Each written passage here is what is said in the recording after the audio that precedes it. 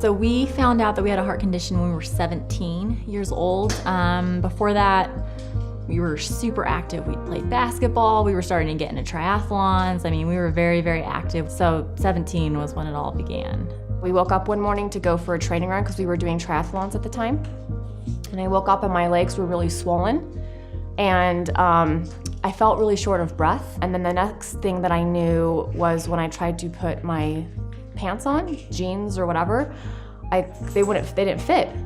So I took her to an endocrinologist to get her checked out. And as we were walking out, as an aside, the endocrinologist said, "Has she ever had an EKG?" We had it done, and I got a call later on that day and said there's something wrong with the EKG. It's got a blip on it. And that's when they found out that something was very wrong. They thought it was a virus that had attacked my heart. And then I had said, "You need to check Emily because we're twins. Why wouldn't she have the same thing?" And then 2 months later, I was out running and I felt a bunch of palpitations. I got a little lightheaded. I sat down. And so then I went to the doctor, did an echo on me. My echo looked identical to hers. And then at that point, they knew that there was something else going on. And then they were eventually able to diagnose it as arrhythmogenic right ventricular dysplasia. So we ended up having defibrillators put in, and we were put on medication for it, and everybody thought that that would be enough. So after we had the defibrillators put in, we came home. We were on a bunch of different medications to try and, make sure our hearts stayed in rhythm. And we would still go to the gym and walk on the treadmill and try to lift weights. Our physicians were not real thrilled with us. But then I kind of just kept going downhill. My skin had this bluish tint to it. I just wasn't doing well. And so then the way it was phrased to me was, "Hey, we want you to go down and get a transplant evaluation." It was really a very emotional time for us. Just not knowing, what to expect if in fact they really had to have a transplant.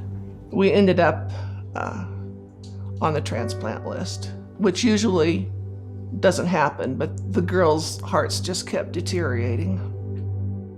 And so then we were referred to Tucson to University Medical Center, which is now Banner, and they did the week-long transplant evaluation on Chelsey, determined that she needed a transplant, got her listed, and then she had her transplant, and then about 2 months after, they're like, "Hey, let's do an evaluation on you just to get a baseline." And then they did all the week-long tests on me and determined that I actually needed to be listed right away.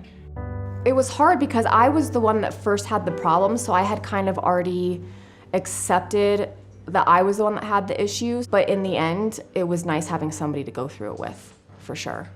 I will tell you, going through something like that, if you trust, specifically transplant, if you trust the surgeon who's doing it and you trust the medical team who's gonna be in there with you, it gives you this sense of relief.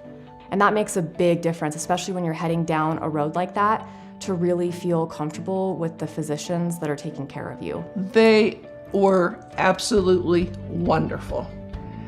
They were very welcoming. They were very concerned. I just have nothing but accolades for those folks. When we first got there, very professional people. They were very upfront and straightforward, and were obviously very talented people. It was a difficult thing to go through, but I will tell you that Emily and Chelsey made it very easy. They never said, "Why me? Poor me?"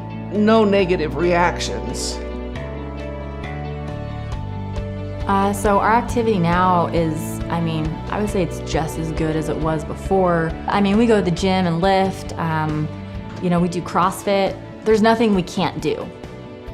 The journey has been amazing. Transplant's scary, and yes, there's some bumps in the road that you're gonna hit afterwards, but we got our lives back. We're healthy, we're active, we can do everything that we want to do. But yes, the journey never ends. I still deal with rejection. And I still have to be treated for it from time to time. I still go to Banner, I still go there for my annuals. You kind of have to constantly be in tune with your body. We take meds every day, our anti-rejection meds every day, every morning, every evening. Best advice I can give to anybody who's waiting for a transplant or going through a transplant is just stay positive and just live your life.